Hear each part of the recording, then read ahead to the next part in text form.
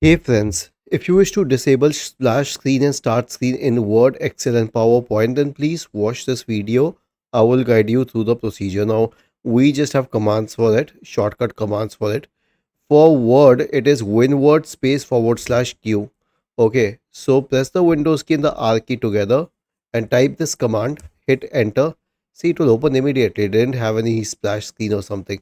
I don't think there's a way to permanently disable it, but you can use these commands. For Excel, it's Excel space forward slash E. So we'll try this. Okay, this is what has it has opened. And then for PowerPoint, it's PowerPoint space forward slash S.